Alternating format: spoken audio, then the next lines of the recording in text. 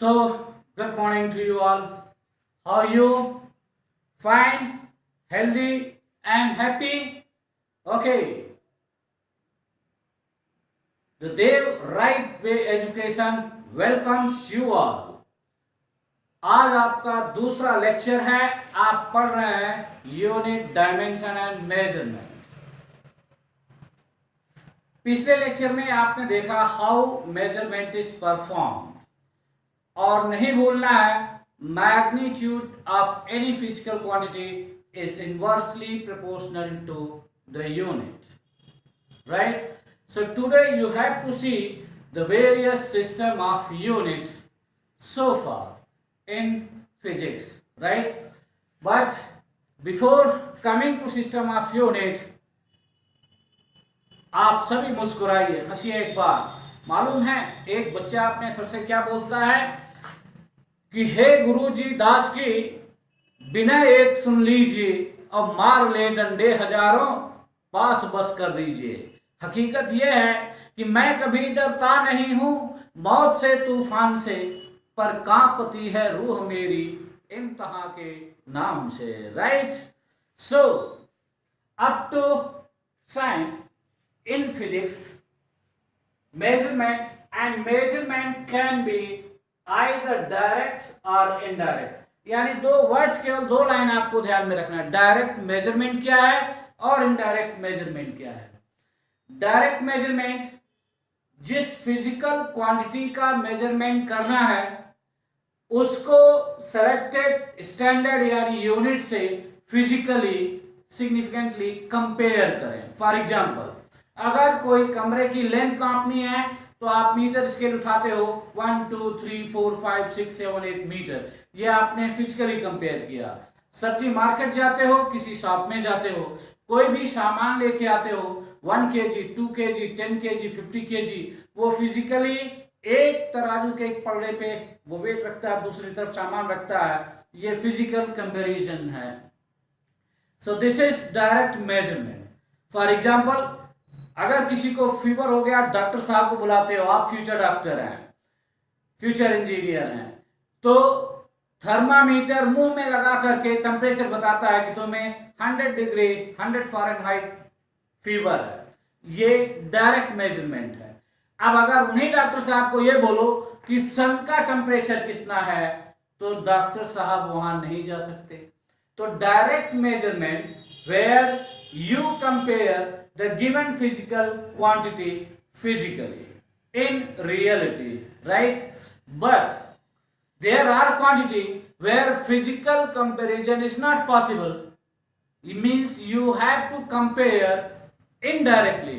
For example, अगर किसी planet का डिस्टेंस नापना है, मीटर स्केल तो है, बट कौन नापते हुए आसमान तक जाएगा. अगर सन का टेम्परेचर नापना है, थर्मामीटर भी है, डॉक्टर साहब भी हैं, बट सन तक जाएगा कौन. It is not practically possible. Even though अगर किसी रिवर की विड्थ मेजर करनी है तो इट इज इम्पॉसिबल तो नहीं है, but it is risky. It is you cannot do, it is not advisable. So for that you study trigonometry. You measure the height of tree, you measure the height of pole, you measure the width of river. So trigonometry is indirect measurement. To measure the distance of planet, you parallel axis method, use the indirect method of measurement. तो पूरी physics है क्या, या तो method है direct measurement के और या तो इनडायरेक्ट मेजरमेंट के. जब आप एटम्स और न्यूक्लियस की बात करें तो size of nucleus is so small that indirectly measured, and so either physical quantity in magnitude either too large or too small where physical comparison with the selected standard is not possible, we compare indirectly. Such a way of measurement is called indirect method of measurement. तो direct measurement के example जो आप जान रहे, फिर भी मैंने लिख दिया है. Measuring length of a room, weighing 10 kg sweet in the shop. अब 1-2 किलो स्वीट कम पड़ जाता, आप लोग ज्यादा इसलिए 10 kg स्वीट लिख दिया है, So doesn't matter 5 kg, 2 kg, 10, 20, 50 kg, 100 kg, whatever amount of sweet, but that is the example of physical comparison. अब इनडायरेक्ट मेथड में measuring temperature of sun, you measure indirectly, and that is what you will study in heat transfer. Measuring distance of planet, parallel axis method, जो इसी chapter में है. Measuring size of nucleus or atom, indirect methods. Height of tree, width of river, etc. Trigonometrical method is there. So you have either logarithmic method, trigonometrical method, algebraic method, direct and indirect method of measurement. कुछ बात समझ में आई?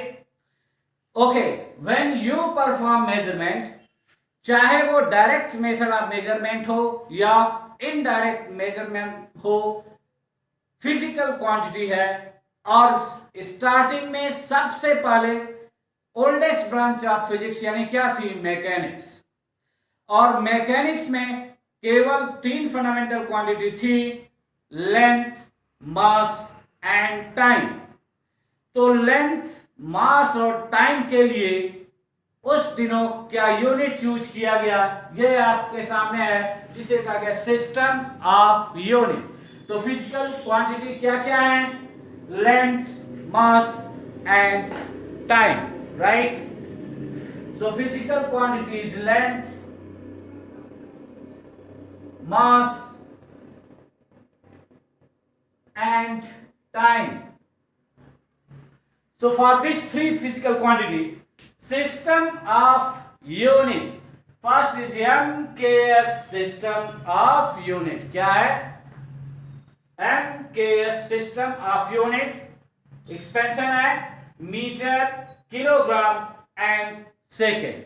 Meter is the unit for length, kilogram is the unit for mass, and second is the unit for time.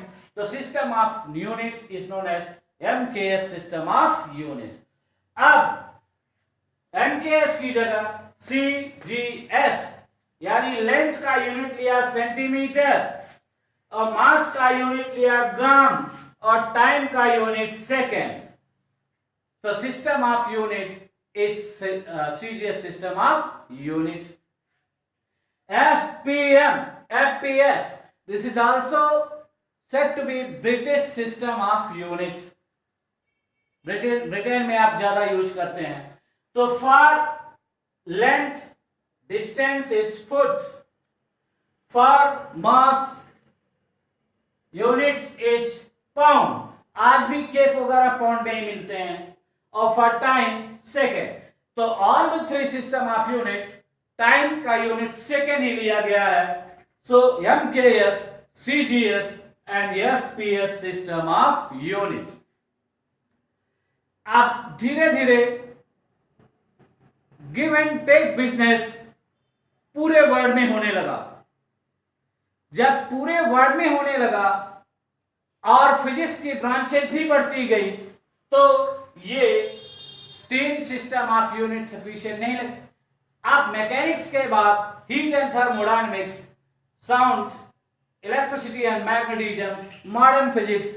So number of fundamental unit increased and give and take business worldwide also increased. So पूरी दुनिया ने सोचा एक system of unit होना चाहिए जिसे हम पूरी दुनिया के लोग एक्सेप्ट करें. तो एक नई सिस्टम ऑफ यूनिट बनाई गई जो known as SI system of unit, यानी standard international system of unit. क्या है ये? SI system of unit.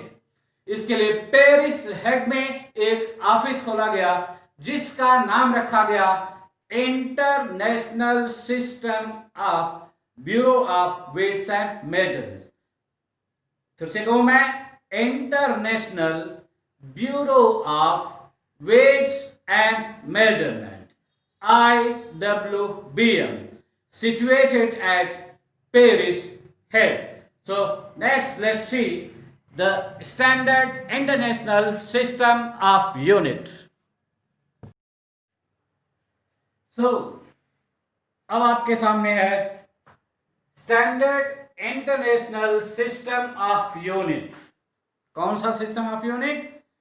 SI system of unit, standard international system of unit.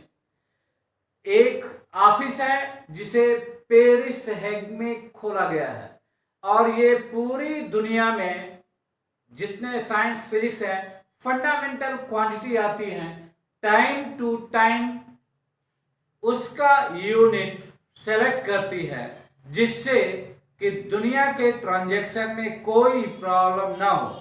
यदि कोई प्रॉब्लम हो रही है then that system of unit for the given physical quantity changed.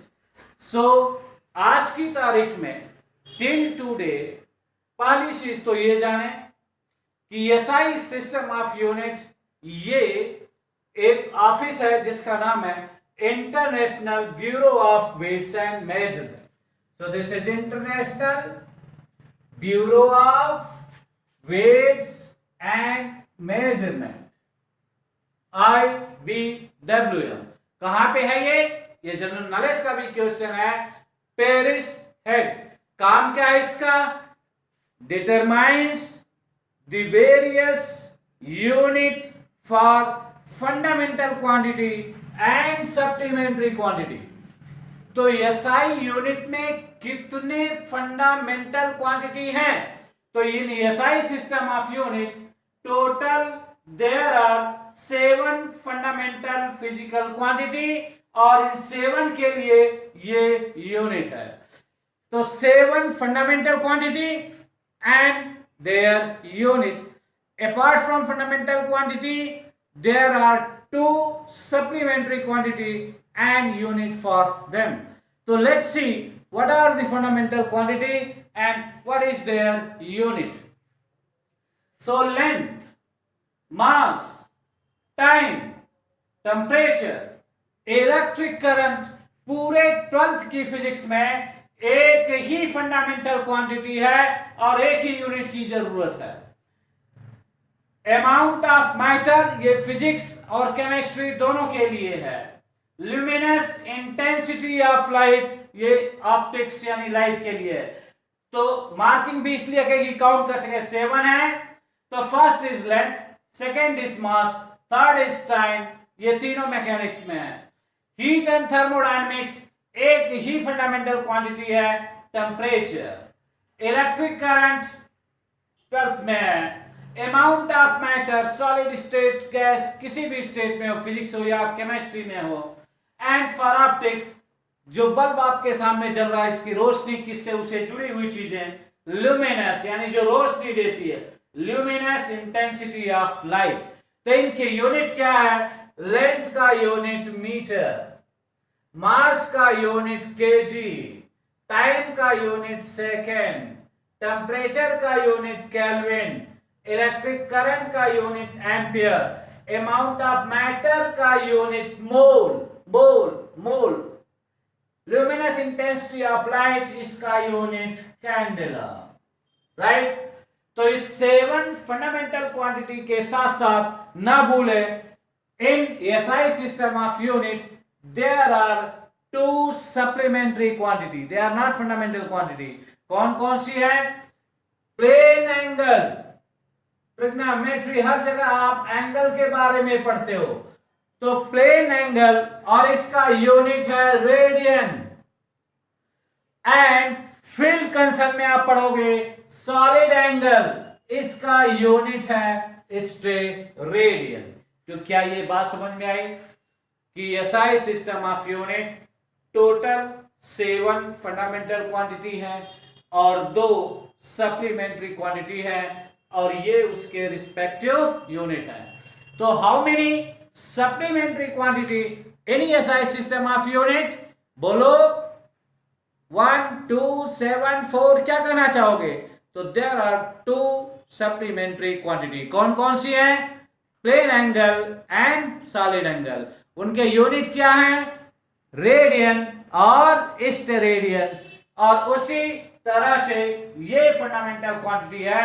और ना भूलें ये टिप्स पे होना चाहिए। कुछ बात समझ में आई?